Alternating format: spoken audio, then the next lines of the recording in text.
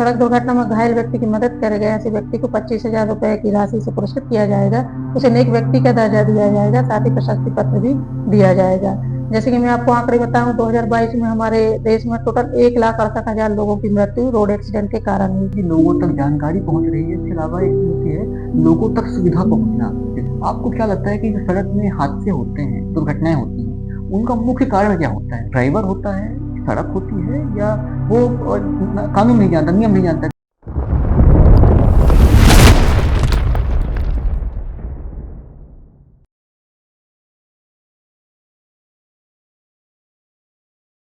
नमस्कार, स्वागत है आप सभी का तथ्य टॉक विद हर्षित की एक श्रृंखला जिसका नाम है संवाद। इसका एपिसोड नंबर 3 हम चलाने वाले हैं। इसमें हम बात करेंगे सड़क में होने वाली दुर्घटनाओं के बारे में, किस तरीके से ट्रैफिक पुलिस कार्य करती है, चालान कैसे कटता है, और एक मेन बात आती है राहगीर योजना, जिसके बारे में एक विस्तृत रूप में वार्ता होगी कि कैसे इस योजना को लाया गया, क्या इसके लिए कार्य होते हैं। सारे विषय पर बात करने के लिए हमारे साथ मौजूद हैं अनूपपुर जिले की ट्रैफिक इंस्पेक्टर ज्योति दुबे जी। मैम, बहुत बहुत स्वागत है आपका तथ्य टॉक्स पे। जी जी, थैंक यू। तो मैम, सबसे पहला जो एक क्वेश्चन मैं आपसे यही पूछूंगा कि बाकी जगह आने के पहले आप एक महिला हैं, एक गृहिणी भी हैं, और इस दौरान आपने चुना पुलिस विभाग को, क्योंकि हम बोलते हैं बहुत भाग दौड़ का काम होता है और एक बहुत संघर्ष का कार्य होता है। तो कैसे रुझान आया आपका कि मुझे पुलिस पे जाना है, मुझे इस प्लेटफॉर्म पे आके सेवा प्रदान करनी है? मुझे बचपन से ही वर्दी बहुत आकर्षित करती थी। जी और जब मैं कॉलेज में पढ़ती थी तो जिस क्षेत्र में मेरा कॉलेज था और जहाँ पर मैं निवासरत थी, जी वह भी क्षेत्र एक महिला सब इंस्पेक्टर के अधिकार क्षेत्र में था। तो वो अच्छा अक्सर वहाँ पर आया करती थी, बाइक से वो चलती थी। उनको आते जाते देखकर उनको देखकर बहुत मोटिवेशन मिलता था, और मैं मन ही मन उनके जैसा बनने का प्रण ले चुकी थी, और उसी दिशा में मैंने प्रयास करना शुरू किए, तैयारी करना शुरू किए, और जी। परिणाम आपके सामने है। वो संघर्ष का नतीजा है पूरा। फिर एक बार अगर आंखों में लक्ष्य आ गया कि ये बनना है, तो फिर वो बनना है, वो बात फिर कुछ भी करके बनना है। पूरे संघर्ष लग ही जाते हैं उसके बाद। ये संयोग भी था कि जिस समय मुझे करियर का चुनाव करना था और करियर की तैयारी, उस दिशा में तैयारी करनी थी, हम्म, और जो मेरे सामने आ रहा था वो एक महिला सब इंस्पेक्टर। जी और आप जानते ही हैं, हम पुलिस विभाग में वर्दीधारी रहते हैं सभी, तो वर्दी क्योंकि पहले से ही मुझे आकर्षित कर रही थी, तो जी मैंने उनको देखकर प्रण लिया था कि मैं तैयारी करूंगी और पुलिस विभाग में जाऊंगी। पहले मेरा कांस्टेबल में सिलेक्शन हुआ, उसके बाद मेरा 6 महीने के अंदर ही सब इंस्पेक्टर सूबेदार पोस्ट पर सिलेक्शन हुआ। जी जी जी। और पिछले वर्ष मैं प्रमोट होकर ट्रैफिक टीआई के रूप में अनूपपुर में पदस्थ हुई। अच्छा, स्टार्टिंग से आप अनूपपुर की थी, पहले कहाँ थी? इसके पहले मैं पन्ना में लगभग 8 साल मैंने पन्ना में अपनी सेवाएं दी हैं, जी और लगभग 1.5 साल निवाड़ी, जी। और 1.5 साल यहाँ पर हो गया है। अच्छा, मतलब पन्ना अगर हम कहें तो बुंदेलखंड पड़ जाता है वहाँ जी, पे, बुंदेलखंड और से। ये बघेलखंड पड़ जाता है। जी जी। तो भाषा समस्या नहीं कि आपको कुछ की थोड़ा रहन सहन, कल्चर वगैरह चीजें रहती हैं बनती जो? नहीं, बहुत ज्यादा अंतर नहीं है। हम्म, सामान्य तौर पर तो सभी खड़ी बोली का ही उपयोग करते हैं, जी। और चूंकि पन्ना में इसलिए दिक्कत नहीं आई क्योंकि मैं निवासी जो हूँ वो दमोह की हूँ। अच्छा अच्छा। दमोह भी बुंदेलखंड जी जी क्षेत्र जी, में ही वही आता चीज है, रहता है। तो वहाँ बहुत ही कंफर्टेबल रहा मुझे। 8 साल कब निकल गए पता ही नहीं चला है। इसी प्रकार यहाँ पर भी कोई दिक्कत नहीं है, बहुत अच्छा लगता है यहाँ के लोग और यहाँ का वातावरण। सभी मुझे बहुत पसंद है। हाँ, सपोर्टिव स्टाफ होता है तो बहुत हेल्प मिल जाती है जी फिर जी। तो यहाँ का अनुभव बहुत अच्छा था, मतलब आपका अभी तक का। जी, अभी तक का 1.5 साल का अनुभव बहुत अच्छा रहा। अच्छा, इस अनुभव में कभी कुछ ऐसा किस्सा हुआ है आपके साथ? जैसे कि अमूमन हम देखते हैं रास्ते में गाड़ियां चल रही होती हैं और कोई बहाने मार देते हैं, या कुछ ऐसी हरकतें हो जाती हैं जो थोड़ी सी कभी हास्यास्पद होती हैं, कभी थोड़े से मायूस करने वाली होती हैं। कोई किस्सा ऐसा?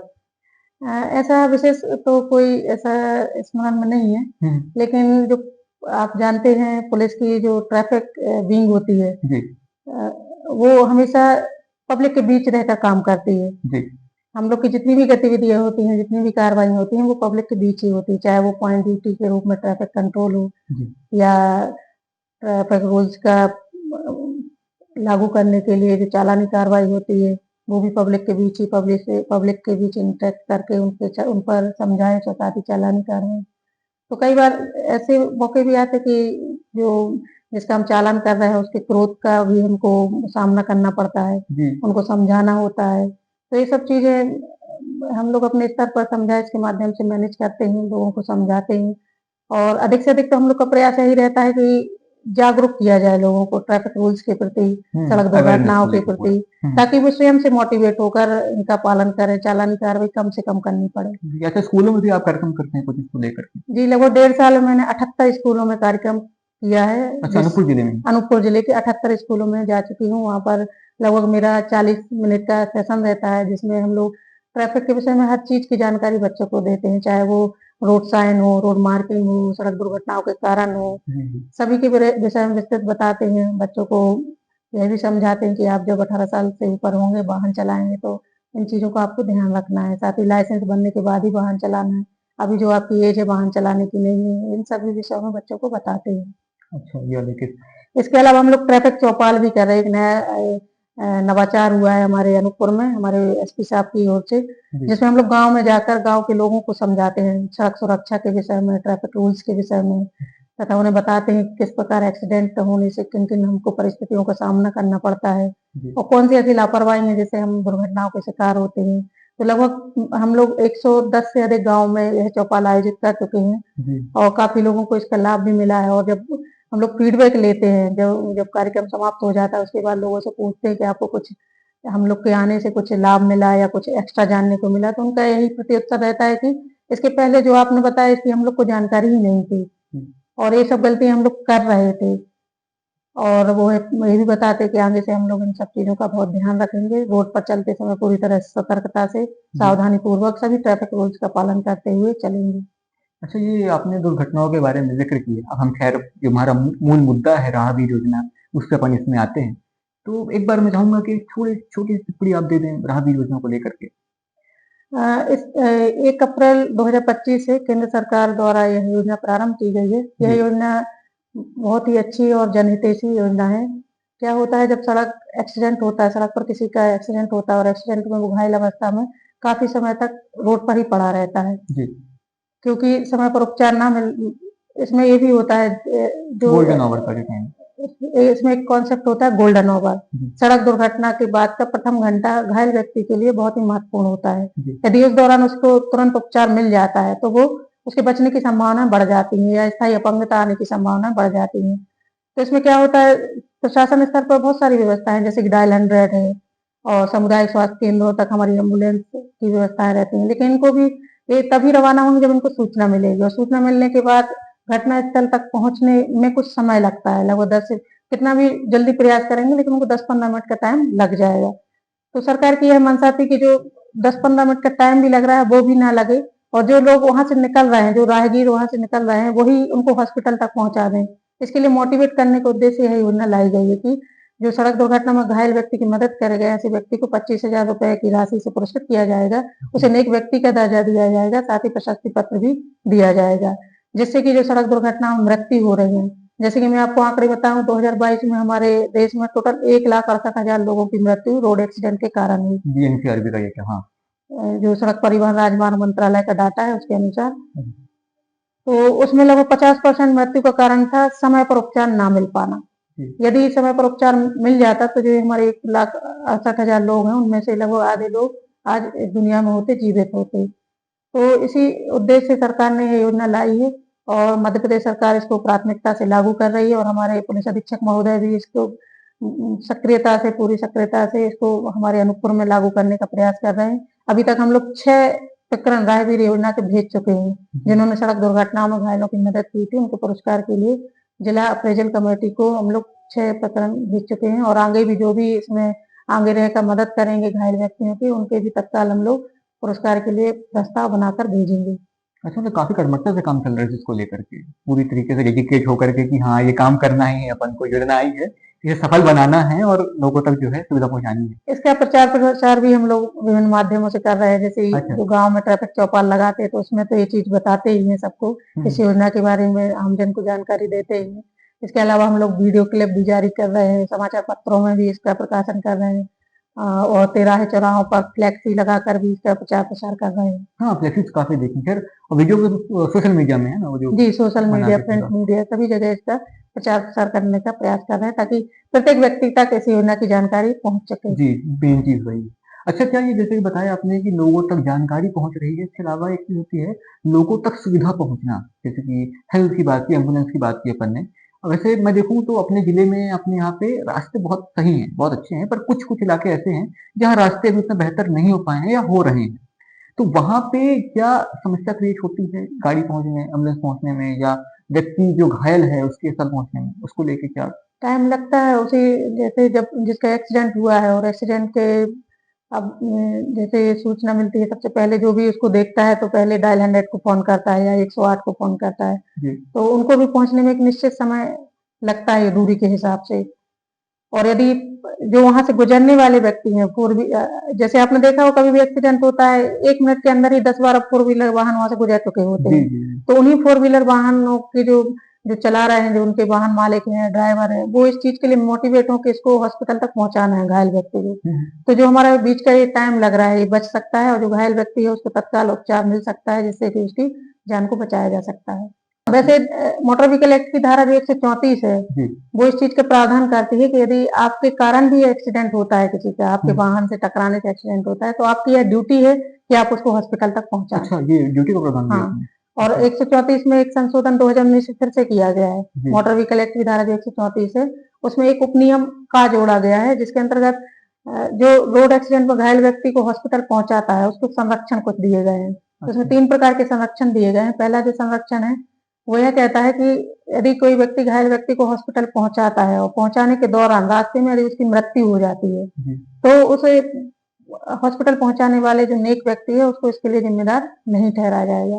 साथ ही हॉस्पिटल पहुँचने के बाद उससे किसी प्रकार की इलाज के दौरान राशि की माँग नहीं की जाएगी कि आप इलाज का भुगतान हाँ, कीजिए। फीस हो इसके जाता है। अलावा पुलिस कभी भी किसी भी राहगीर मदद कर रहा है किसी व्यक्ति की, घायल व्यक्ति की, तो उसको गवाह नहीं बनाएगी, अनावश्यक पूछताछ नहीं करेगी, बार-बार बुलाएगी नहीं। हाँ, मतलब जो एक समस्या आती है जिसके कारण लोग अमूमन पीछे हट जाते थे इसको लेकर के। जी, जी। अच्छा एक चीज़ हाँ, राहगीर योजना को लेकर के है कि जैसे कि अगर किसी व्यक्ति ने एक घायल व्यक्ति को हॉस्पिटल पहुँचाया और अगर रास्ते में ही मृत्यु हो गई या कुछ ऐसे पॉइंट नहीं क्या कुछ पैमाने होंगे कि 25,000 कब मिलेगा? पहुँचाने बस के मिलेंगे? उसमें उसमें 4 कंडीशन है। हुँ, राहगीर योजना के अंतर्गत जो पुरस्कार राशि है उसकी पात्रता के लिए 4 कंडीशन है। जी, पहली कंडीशन है कि जिसको आपने हॉस्पिटल पहुँचाया, वो कम से कम 3 दिन तक हॉस्पिटल में भर्ती रहा हो आपके पहुँचाने के बाद। यानी कि जो चोटों की स्थिति है वो इस प्रकार की हो कि 3 दिन उसको ठीक गंभीर होने में चोट लगा हो। हो। जी, दूसरी कंडीशन है उसकी सर्जरी हुई हो। तीसरी जो कंडीशन है कि उसके सिर में चोट आई हो हुँ, या उसकी रीढ़ की हड्डी में चोट आई हो या हॉस्पिटल पहुँचाते समय या हॉस्पिटल पहुँचाने के बाद या रास्ते में उसकी डेथ हुई हो। चारों कंडीशन में किसी भी कंडीशन के यदि आप अप्लाई करते हैं, तो इसके अंतर्गत पात्र हैं। अच्छा इन चीज़ों को लेकर के। जी, जी। हाँ, नहीं खैर ये बेहतर चीज़ है फिर क्योंकि ये कहीं डाउट आता है लोगों के अंदर कि अमूमन लोग क्या होता है कि छोटी-छोटी चोट को भी लेकर के लोग ट्राई करते जी, हैं जी। अमूमन कि गंभीर चोट होनी गंभीर चाहिए। चोट को लेकर के होता है ये। अच्छा राहगीर योजना को लेकर के तो एक चीज़ अपने यहाँ पे बहुत क्लियर हो चुकी है, सारे कंसेप्ट क्लियर हो चुके हैं। अब थोड़ा एक स्टेप और आगे जाते हुए एक और जी, जी। क्वेश्चन है मेरा। जैसे कि सीसीटीवी कैमरास लगे होते हैं चौराहों में, जी, जी। ट्रैफिक जो सिग्नल्स लगे होते हैं वहाँ पे। तो यहाँ पर कई सारी गाड़ियाँ होती हैं जो ट्रैफिक नियमों को उल्लंघन करती हैं और वहाँ से निकल जाती हैं। तो इस दौरान किस तरीके से जस्टिफाई किया जाता है कि ये गाड़ी निकली है, इसका नंबर प्लेट ये है? क्या कार्यवाही मतलब स्टेप बाय स्टेप बताएँगे इसको लेकर के? ये ज़्यादातर बड़े शहरों में अभी ये योजना लागू है। जी, इसे जी। आईटीएमएस बोलते हैं, जिसके अंतर्गत जो एनपीआर कैमरे रहते हैं वो नंबर प्लेट को डिटेक्ट करके उसका पूरा डिटेल निकाल लेते हैं कि कौन इसका वाहन मालिक है, रजिस्ट्रेशन वगैरह उसके पूरा डिटेल आ जाता है और जो उसने वायलेशन किया है उसकी फ़ोटो आ जाती है, जैसे हेलमेट नहीं लगाए है जी, या रेड लाइट को जंप किया है। और उसी अनुरूप उसका जो मोटर व्हीकल एक्ट के अंतर्गत जुर्माने का प्रावधान है, उसी उसी क्रम में उसका जुर्माना निर्धारित कर उसके पते पर भेज दिया जाता है। अच्छा। इसके अलावा जैसे छोटे शहरों में हम लोग ने एक प्रयास किया था, जैसे कि पन्ना, वहाँ पर सीसीटीवी कैमरे तो आजकल सभी शहरों में लगे हुए हैं, सभी प्रमुख चौराहों-तिराहों पर। तो वहाँ पर हम लोग ने प्रयास ये किया था कि जो सीसीटीवी कंट्रोल रूम है, वहाँ पर बैठकर हम लोग देखते थे सभी कैमरे और वहाँ से गुजरने वाले प्रत्येक वाहन चालक को भी। तो जैसे अलग-अलग धाराओं के हिसाब से उसका चालान, जैसे यदि 3 सवारी हैं, तो किसी दिन 3 सवारी का अभियान चलाते थे कि केवल हमको आज देखना है कि 3 सवारी बैठकर चल रहे हैं। जी, तो उसमें दिख जाता था, एनपीआर कैमरे से उसका रजिस्ट्रेशन नंबर डिटेक्ट कर लेते थे, उसके बाद उसका पूरा एड्रेस निकाल कर उसके एड्रेस पर जुर्माना के लिए भरने के लिए नोटिस वहाँ पर भेज दिया जाता था उसके घर। अच्छा, ये ऑनलाइन भी तरीके से भेजा जाता है क्या, कि सिर्फ ऑफलाइन? जैसे आईटीएमएस में ऑनलाइन भी भेज सकते हैं। अच्छा। और ये तो हम लोग ने अपने स्तर से हमारे एसपी साहब की निर्देशानुसार पहल एक, कह एक सकते हैं। पहल की थी। जी। बाकी जो बड़े शहर हैं वहाँ पर ये प्रॉपर व्यवस्था है। अच्छा जी। हाँ, ऐसे सबकी पहल से एक बात मुझे और एक स्मरण आती है कि अभी आप लोगों का एक प्रयास था कि रास्ते में जो जानवर, जो मवेशी हैं, वो रहते हैं, उन्हें उनके द्वारा एक्सीडेंट होते हैं, उसको लेकर भी कुछ कर रहे थे। जी, क्या होता है जैसे बरसात का जब सीजन आता है तो आसपास के सभी खेत खलिहान ये सब पानी से भर जाते हैं या बहुत ज्यादा गीले हो जाते हैं, जिसके कारण मवेशी वहां पर बैठते हैं तो उनको अनकंफर्टेबल महसूस होता है। जी, इसलिए वो अक्सर रोड पर आकर बैठते हैं। जी, और जब मवेशी रोड पर बैठे रहते हैं तो वहां से जो गाड़ियां गुजरती हैं तो कई बार रात्रि के अंधेरे के कारण वो गाड़ियां उनसे टकराती हैं, जिससे मवेशियों का तो नुकसान होता ही है, उनकी भी मृत्यु होती है, साथ ही एक्सीडेंट के भी चांस रहते हैं, जिससे आम नागरिक जो वहां से चल रहे हैं उनको भी नुकसान पहुंचता है। तो हम लोग इस दिशा में हम लोग ने ये प्रयास किया है कि रेडियम बेल्ट पहनाए हैं मवेशियों को, ताकि अंधेरे में भी जैसे ही वाहन की लाइट पड़े उन पर तो वो चमकने लगे, जिससे कि वाहन जो चला रहा है उसको यह क्लियर हो जाए कि यहाँ पर मवेशी बैठे हुए हैं, हमको वाहन की स्पीड को धीमा करना है, जी। जिससे कि एक्सीडेंट जो घटित होने वाले थे उनको रोका जा सके। अच्छा, तो इसके लिए क्या कुछ एनजीओ या लोगों के साथ मिलके काम कर रहे हैं? जी, अभी हम लोग ने यहाँ पर शिव शिव मारुति संगठन है, जी, उनके सहयोग से यह अभियान चलाया है। अभी लगभग 2 बार में लगभग 170 से मवेशियों को ये हम लोग रेडियम बेल्ट पहना चुके हैं और भी हमारे बेल्ट तैयार हो रहे हैं। जी।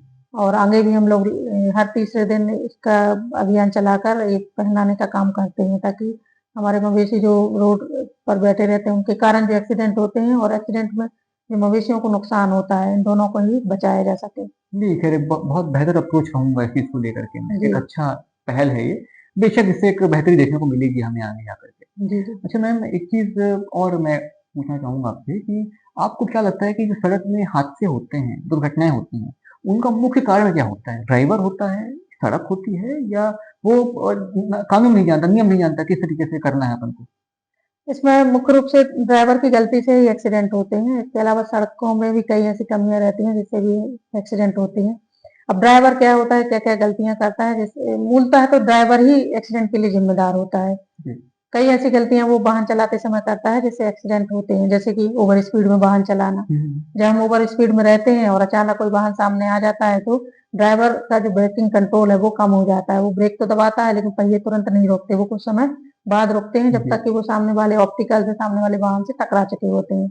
इसके अलावा जब वाहन ओवर स्पीड में होता है तो अचानक जब ऑप्टिकल सामने आता है या कोई वाहन सामने आता है तो ड्राइवर हड़बड़ा जाता है, जिसके कारण भी वो टाइम से प्रॉपर तरीके से वाहन को नहीं रोक पाता, या अचानक ब्रेक लगाता है, इससे वाहन पलटते हैं या फिसलते हैं, जिससे भी एक्सीडेंट घटित होते हैं। और वाहन जितना तेज होगा, जितनी उसकी स्पीड तेज होगी, एक्सीडेंट में गंभीरता, एक्सीडेंट की गंभीरता तथा चोट लगने की गंभीरता भी उतनी ही तेज होगी। इसके अलावा नशे नशे में वाहन चलाना भी एक्सीडेंट का बहुत बड़ा कारण है, क्योंकि जो व्यक्ति नशे की स्थिति में होता है तो वो स्वयं को संभाल नहीं पाता है जी, और वो जोखिम उठाता है वाहन चलाने का। और जब हम रोड पर चलते हैं तो हमको बहुत सारे डिसीजन लेने होते हैं, कब वाहन को स्लो करना है, कब मोड़ना है, कब रोकना है। और व्यक्ति जब ड्रिंक किए होता है तो उसकी मानसिक स्थिति इस हिसाब की नहीं होती है कि वो तत्काल सही डिसीजन ले पाए, और वो तत्काल डिसीजन ना ले पाने के कारण, इसके अलावा जो व्यक्ति नशे की स्थिति में होता है वो अक्सर प्रेरित होता है तेज गति से वाहन चलाने के लिए, जिससे भी एक्सीडेंट घटित होते हैं। इसके अलावा ड्राइवर का ध्यान भटकाने वाली चीजें भी एक्सीडेंट के लिए जिम्मेदार होती हैं, जैसे कि मोबाइल फोन पर बात करना जी। या जो हमारे साथ सवारी बैठी है उनसे बात करना, मुड़-मुड़ के बात करना, तो इससे भी एक्सीडेंट होते हैं। ब्रेकिंग डिस्टेंस ना रखना, अक्सर हमारी ये प्रवृत्ति होती है कि हम जल्दी पहुँचने की कोशिश करते हैं, ओवरटेक का ट्राई करते हैं काफ़ी। तो जो हमसे आगे वाहन चल रहा है हम उसके एकदम नज़दीक चलते हैं और होता क्या है कि आगे जो वाहन चल रहा है अचानक कब उसको भी रुकना पड़ जाए, कभी-कभी उसे भी मालूम नहीं रहता है और वो अचानक ब्रेक दबाता है, क्योंकि हमारी गाड़ी एकदम नज़दीक चल रही थी तो वाहन उससे जाके टकरा जाता है, इससे भी एक्सीडेंट होते हैं। गलत तरीके से ओवरटेक करना, अभी जैसे हम लोग जाते हैं तो लोगों को यही मालूम नहीं कि हमको किस तरफ से ओवरटेक करना है। जी। तो ओवरटेक की सही दिशा मालूम होनी चाहिए कि उनको दाहिने तरफ से ही ओवरटेक करना है और ओवरटेक करते समय यह ध्यान रखना है कि सामने से तो कोई वाहन नहीं आ रहा है। इसके अलावा पुल-पुलिया और मोड़ वाली जगहों पर ओवरटेक करने से बचना है। जी। साथ ही ये लेन लेन जो अनुशासन है उसका भी पालन करना चाहिए। हमको जिस लेन में चलने के लिए निर्धारित किया गया है हमें उसी लेन में ही चलना चाहिए। इसके अलावा नाबालिग बच्चे भी वाहन चलाते हैं उससे भी एक्सीडेंट होते हैं। ओवरलोडिंग वाहन भी एक्सीडेंट के लिए जिम्मेदार होते हैं, जैसे ब्रेक फेल होना, टायर फटना, ये सब ओवरलोड वाहनों में स्थितियां निर्मित होती हैं। रोड की कंडीशन भी एक्सीडेंट के लिए जिम्मेदार होती हैं, जैसे कि आपने सुना होगा इसके पहले एक ब्लैक स्पॉट जी जी कॉन्सेप्ट होता है। हम लोग हर वर्ष ब्लैक स्पॉट चिन्हित करते हैं, और ब्लैक स्पॉट ऐसे स्पॉट होते हैं रोड के जहां पर पिछले 3 साल में 5 गंभीर एक्सीडेंट या 10 लोगों की मृत्यु हो चुकी होती है। तो जो ब्लैक स्पॉट बनने का मुख्य कारण रोड रहता है रोड की कोई त्रुटिपूर्ण स्थिति, जैसे कि मोड़ होना, शार्प टर्न होना, इसके अलावा टी जंक्शन पॉइंट होना। तो ऐसी जगहों पर भी हमको सावधान होकर चलना चाहिए। साथ ही जो रोड पर चलते हैं तो आपने देखा होगा रेक्टेंगल रोड साइन लगे रहते हैं। रोड की कंडीशन इस समय यहाँ पर खतरनाक है, इसलिए आपको अपने वाहन की स्पीड को स्लो कर लेना चाहिए और सावधानी पूर्वक चलाना चाहिए। तो इस तमाम कारण रोड एक्सीडेंट के लिए जिम्मेदार होते हैं। साथ ही रोड एक्सीडेंट में मृत्यु के लिए हेलमेट और सीट बेल्ट का उपयोग न करना जिम्मेदार होता है। हाँ, मतलब एक तरीके से ट्रैफिक नियमों का जो है जी सही जी तरीके से पालन ना करना एक बड़ा कारण उसमें कारण सामने होता आता है है। हमारे। जी जी अच्छा, आपने एक इस दौरान एक बात बताई कि अगर सामने कोई व्यक्ति गाड़ी चला रहा है, उसके पीछे है कोई और डिस्टेंस बहुत कम है इन दोनों के बीच में, यदि आगे वाले ने ब्रेक मारा, कोई ऐसी मानिए कि आगे कोई गाय है और उसने ब्रेक मार दिया एकदम से, और पीछे वाले व्यक्ति क्योंकि डिस्टेंस बहुत कम था और उसने जो है सीधे पीछे जाकर के उसके ऊपर ठोक दिया पीछे से, तो इसमें गलती किसकी मानेंगे अपन? जो पीछे चल रहा है वाहन, उसको ब्रेकिंग डिस्टेंस में चलना चाहिए। जी। कम से कम 15 मीटर की दूरी रखना चाहिए कि अचानक सामने वाला वाहन रुकता है तो आप भी प्रॉपर तरीके से अपने वाहन को रोक सकें। हाँ, क्योंकि अमूमन ये सवाल एक बहुत बड़ा सवाल है और ऐसा होने पे आगे वाले आदमी को जो है लोग जो है पीछे से आकर के पीछे चालू कर देते हैं वहाँ पे कि विवाद की तुमने स्थिति गाड़ी है। जी विवाद की स्थिति बन जाती है कि आपने गाड़ी क्यों रोका। जी जी जी। और एक छोटा सा प्रश्न और है जो अमूमन आज के टाइम पे उठ जाता है। मदिरा पान की स्थिति आपने बताई कि शराब को पी करके दो गाड़ी चलाते हैं, तो ऐसा होता है कि एक व्यक्ति शराब पिया हुआ है, गाड़ी चला रहा है, फोर व्हीलर है, उसमें 5 लोग हैं, उन 5 में से 3 लोगों ने शराब का पान किया हुआ है, उसमें जो व्यक्ति चला रहा है गाड़ी, 2 लोग जो हैं शराब के नशे में नहीं है। तो यदि चालान बनता है, यदि सजा होती है, तो क्या वो सबको होगी या सिर्फ उनको होगी कि उन्होंने सेवन किया शराब का? जो उस समय वाहन चला रहा है जी। उसके खिलाफ कार्रवाई होती है। चला रहा होगा, जी जी बाकी लोगों के खिलाफ नहीं होगी बाकी कार्रवाई। लोगों के खिलाफ नहीं, अच्छा। जी। क्योंकि शराब पीकर वाहन चलाना अपराध है, हम्म, क्योंकि वो एक्सीडेंट का बहुत बड़ा कारण बनता है। अच्छा। तो इसमें मोटर व्हीकल एक्ट में प्रावधान किया गया है, धारा 185 के अंतर्गत इसमें कार्रवाई होती है जी। और इसमें बहुत अच्छा जुर्माना है, 10,000 रुपए का जुर्माना इसमें काफी लगाया जुर्माना जाता है। होता है, हाँ। नहीं, खैर एक अच्छी वार्ता थी, एक हेल्दी बातचीत अपनी इस बात को लेके। एक 2-3 चीज़ों के साथ मैं इस पूरी वार्ता को अंत जी जी करूँगा और 2-3 सिंपल सी कुछ बातें हैं। जैसे कि आप एक महिला हैं, आप एक पुलिसकर्मी हैं, तो बहुत लोग हैं जो इस फील्ड में आने हेतु आतुर हैं, तैयारी कर रहे हैं। तो आप उनको क्या कह के मोटिवेट करना चाहेंगी? वो क्या करें? किस तरीके से डेडिकेटेड रहें? क्योंकि आज का फील्ड ऐसा हो गया है, ज़माना ऐसा हो गया है, कॉम्पिटिशन इतना ज़्यादा है, कॉम्पिटिटर इतने ज़्यादा हैं कि लोग एग्ज़ाम दे रहे हैं, अच्छे नंबर आने के पश्चात भी कॉम्पिटिशन अधिक हो गया है, तो कट ऑफ काफ़ी ऊपर चला जाता है। तो उस चीज़ को लेके कुछ मोटिवेशन आप देना चाहें? मैं यही कहना चाहूंगी, समय का सदुपयोग करें, जी। निरंतर तैयारी करें और सही दिशा में तैयारी करें, सही बुक का चयन करें जी। और जो सिलेबस निर्धारित है उसके अनुसार तैयारी करें तो निश्चित ही आपको सफलता मिलेगी। मेहनत के आगे सब कुछ झुक जाता है जी, और जो कर्मठता ही मेहनत वो करता है उसको उसका फल जरूर मिलता है। बिल्कुल, बिल्कुल। और नागरिकों को क्या कहना चाहेंगी आप ट्रैफिक नियमों को लेकर के? सभी से मैं यही अपील करना चाहूंगी कि आप सभी जब भी वाहन चलाएं पूरी सतर्कता और सावधानी के साथ चलाएं।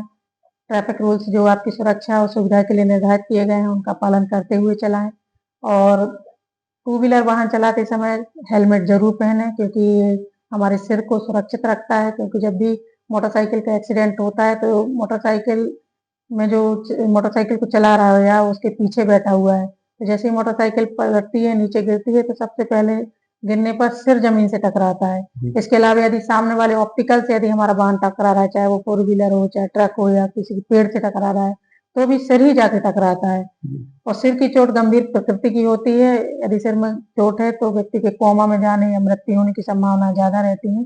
इसलिए हमको हेलमेट लगाकर ही चलना चाहिए ताकि एक्सीडेंट होने की दशा में हमारा सिर पूरी तरह से सुरक्षित रहे और जो सड़क दुर्घटना और मृत्यु होती है उसको हम रोक सकें। इसके अलावा सीट बेल्ट का उपयोग करें, जब भी कार चलाते हैं सीट बेल्ट लगाना बहुत ही आवश्यक है, क्योंकि जब कार का एक्सीडेंट होता है तो जैसे ही एक्सीडेंट होता है तो एक दबाव आगे की ओर काम करता है और यदि हम सीट बेल्ट नहीं लगाए हैं तो सीधा सिर जाके ही सामने वाला जो गाड़ी का हिस्सा है, मडगार्ड वगैरह, उनसे जाके के टकराता है और सिर के डैमेज होने की संभावना रहती है। इसके अलावा कार में जो एयर बैग है उनकी भी इस प्रकार से फीडिंग की जाती है कि उनके जो सेंसर हैं वो तभी एक्टिव होते हैं जब सीट बेल्ट लगा हो। तो सीट बेल्ट लगाना बहुत ही आवश्यक है और सीट बेल्ट लगाने के बाद जो व्यक्ति रहता है वो सीट से पूरी तरह से बंधा रहता है और जो एयर बैग रहते हैं वो उसको सही दिशा में खुलकर उसको प्रोटेक्ट कर लेते हैं। तो मैं सभी से यही कहना चाहूंगी कि सीट बेल्ट और हेलमेट का उपयोग जरूर करें। नशे की हालत में या निद्रा की स्थिति में वाहन ना चलाएं और रोड पर चलते समय पूरी सतर्कता से सावधानी से वाहन चलाएं। धन्यवाद मैम कि आपने इस सारी जो कंसेप्ट को है काफी एक शॉर्ट बातचीत में बताया यहाँ पे। और बेशक इन चीजों को जान करके जो आम नागरिक हैं, किसी से अनजान थे, उन्हें समझ मिलेगी, और जो जानबूझ के हरकत कर रहे थे उन्हें भी इस चीज के बारे में जानकारी मिलेगी कि किस प्रकार के प्रावधान हैं जो उनके लिए जो है समस्या कारक हो सकते हैं। तो एक बार शुक्रिया करूंगा आपका पुनः में, क्योंकि एक पुलिसकर्मी जिसका समय बहुत कीमती होता है, 24/7 का काम होता है, और आपने अपना कीमती समय हमें यहाँ पर दिया और सारे जो बातचीत थी वो उसे समाप्त किया अपन ने यहाँ पे। तो धन्यवाद मैम, बहुत बहुत आपका यहाँ पे। Thank you. तो ये थी पूरी कहानी, ये थी पूरा किस्सा, और ये थी पूरे नियमों की नियमावली कि किस तरीके से ट्रैफिक के नियम आगे आते हैं, किस तरीके से ट्रैफिक पुलिस वर्क करती है, किस तरीके से सड़क की दुर्घटनाओं के बारे में बात आई और राहवी योजना को हमने संक्षिप्त में समझा। ऐसी जानकारियों के साथ अगर आप जुड़े रहना चाहते हैं तो बनिए हमारे साथ। मैं हूं हर्षित तिवारी, आप देख रहे थे तथ्य टॉक विद हर्षित। धन्यवाद।